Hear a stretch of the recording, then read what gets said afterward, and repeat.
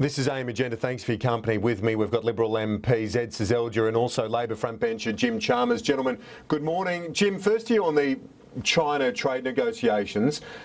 This is encouraging. Premier Li Keqiang saying that he's determined, along with the Prime Minister, to have this deal done by the end of the year. Yeah, look, the relationship with China took a big turn for the better under Julia Gillard in the last Labor government when we signed a strategic partnership with the Chinese, something that very few other countries in the world have the advantage of. We certainly take an open mind and a constructive position when it comes to the discussions that the Prime Minister is having in China, and we'll have a look constructively and carefully at anything that comes out of it.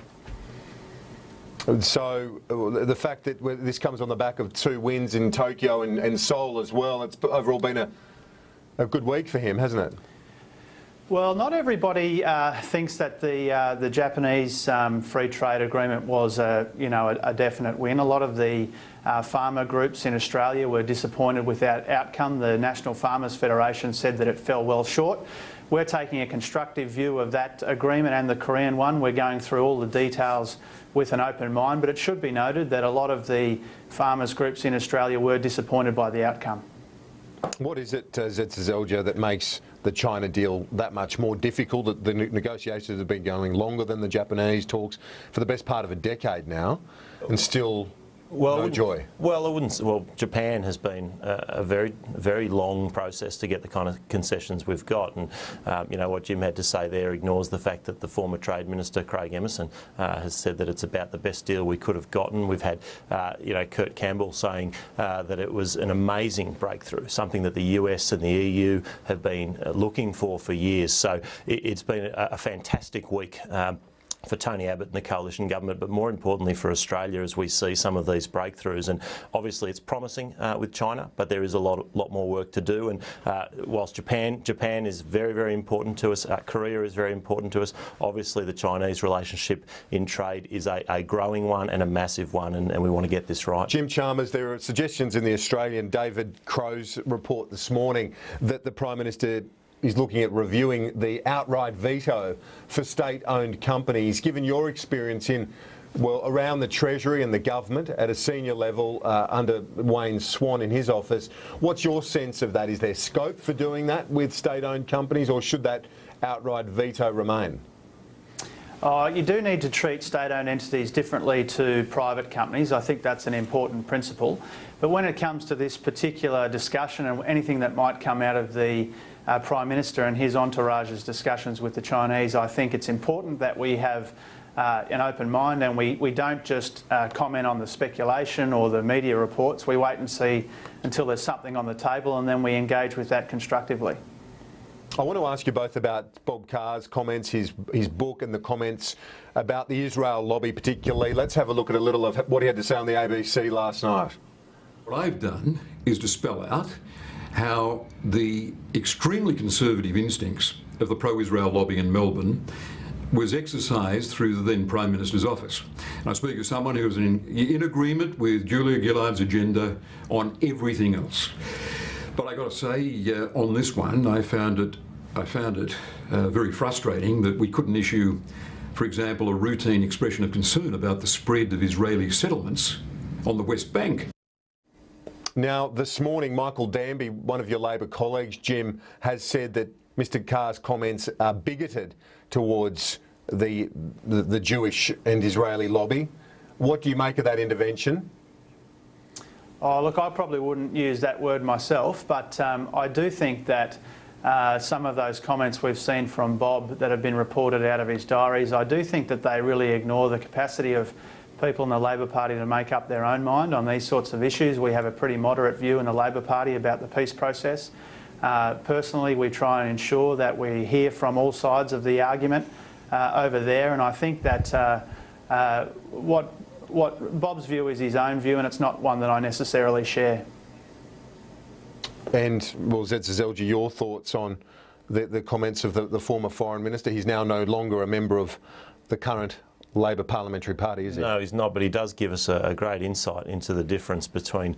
This week we're seeing an adult government getting things done, getting free trade agreements signed, a successful tour of Asia, versus the circus that was the former Labor government. And, you know, Bob Carr has spoken into that, not just with his assessment of his colleagues and the decision-making processes of Julia Gillard and Kevin Rudd, but also an insight into his own character and his own focus when he was Foreign Minister. So I think Bob Carr's diary is very valuable because it gives us a great insight into what a dysfunctional government we had, what dysfunctional foreign policy we had under the Labor Party versus what we're seeing at the moment, which is a government that's focused on better living standards for Australians through freer trade, which we're seeing with Korea, we're seeing with Japan, and hopefully we'll see very soon with China.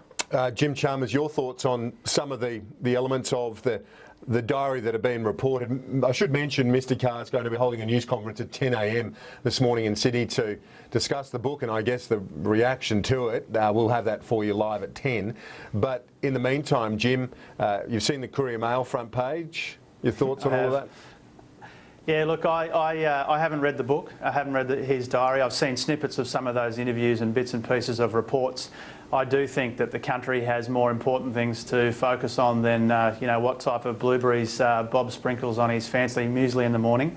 And I haven't read the thing. I hope that it doesn't. I'd be very disappointed as someone who has spent a fair bit of time with Bob over the years. I'd be disappointed if it does treat unfairly some of the characters from the Labor government the last few years, particularly Prime Minister Gillard. I'd be very disappointed with that. Prime Minister Gillard did give Bob the opportunity to fulfil a lifelong dream to be the Foreign Minister, and so I hope that the book is a broader and fairer account than what we've seen so far. Kieran, it does give some insight into the modern Labor Party when we've got a fellow who led the Labor Party, I think, for nearly 20 years in our biggest state, now in a situation so removed from the workers that he would be complaining about things like business class travel. You know, he doesn't seem to get just the great privilege that he had to be the Foreign Minister of Australia. What he seems to have been doing is simply whinging about things that most Australians most Australians can only dream of the kind of treatment that a Foreign Minister gets, and he was whinging about it. Zed, let's not pretend that you're an expert on the Labor Party, point number one. Point number two, let's talk about priorities. We've got a budget coming up where your party has flagged an attack on the sick, an attack on the aged. I understand why you don't want to talk about Bob Carr. Haven't ruled out changes to hospital taxes. We're going to have plenty of time. We're going to have plenty of time to talk about the budget, and you know we're going to be sick of it by the end of it, I guess. But there is something I want to move on, and it's much more important than some of the elements of the previous issue, and this goes to the 18C Racial Discrimination Act, the section of the Act which the government wants to change. Now, one Liberal MP this morning, Craig Laundy, in the Sydney Morning Herald, has really kept open the option here of crossing the floor over this issue, Zed Seselja. He says that, in his view, the exposure draft released by the government does not achieve the balance between free speech and protection from racial discrimination. And he will be conveying that view to his colleagues. Well, he's done that this morning in the Herald. Sure.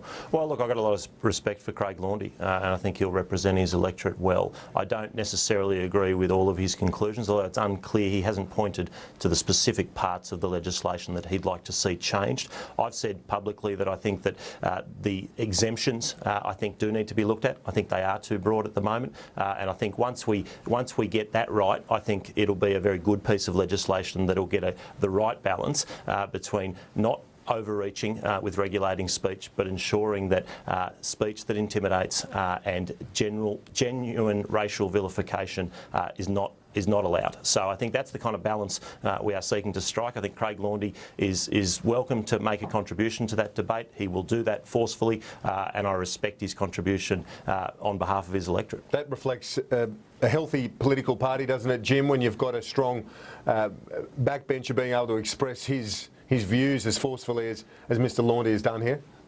Look, if it was a balanced piece of legislation, as Zed claims, you wouldn't have backbenchers threatening to cross the floor.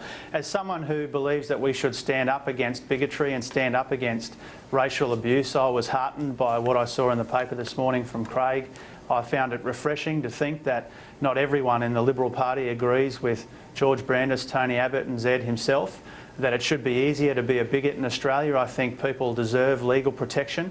I had a multicultural forum in my electorate on Monday night, and a lot of the ethnic communities in my area couldn't understand why, in a country with such a proud record, we would have a government and a Prime Minister who thinks that it should be easier to abuse people on racial grounds, not harder.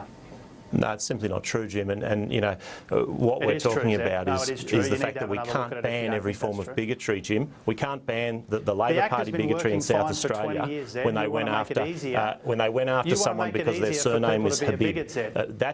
Are you going to ban that kind of bigotry? We can't ban every piece of bigotry. Jim, let's just hear Zed's response, please. We can't ban every piece of bigotry. That was bigoted, what South Australia Labor did in the election. Now, we can't ban it, Jim. So is it banned now? No, it's not banned now, and it's not going to be banned under changes. What we do need to do is get a balance. People who say things that might insult or offend, that should not be illegal. You know, you're talking over me a lot because you're sensitive on this point. Labor were caught out being bigoted, but you know what? It's not against the law. The law can't fix every piece of bigotry that the Labor Party or others may engage in. Jim, but what you're not mentioning, Jim.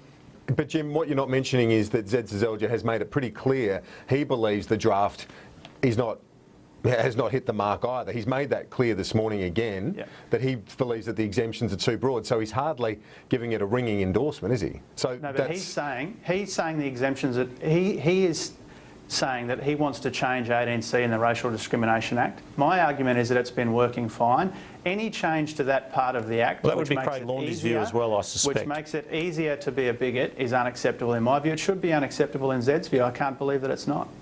It is unacceptable to be a bigot, but it's not always unlawful. That is the question we're dealing with. I condemn racism. I condemn bigotry. I condemn some of the bigotry we've seen just in recent times politically. But it's not against the law. And unless you're saying that the law will go even further and ban that Labor bigotry we saw in South Australia, then you don't have a very strong case. Gents, we've got to go. Out of time. Jim Chalmers, Zed Seselja, thank you both for your time. A quick break on Agenda. Back in just a moment.